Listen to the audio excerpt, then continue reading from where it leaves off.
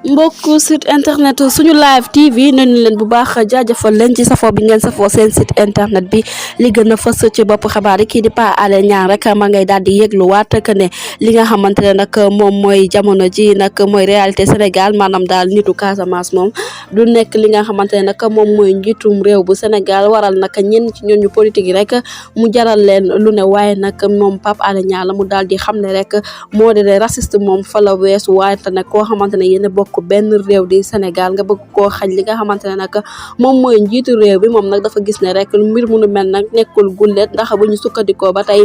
ay Casamance yàgg na am candidat bi Sénégal wërngal képp pour bokk ci ay élection waaye daal buñ demee ba ca biir rek dañ leen di neutraliser ba duñu fexe ba bokk ci yooyu les élections loolu waral nag Pape Alé Niang daal di yëkkatiwaat ay kàddu ginnaaw bu mu gisee rek ne procès Ousmane Sonko Mame Mbaye Niang li tax ñi yeekoo le 17 avril bi ñu dët ma rek du lenn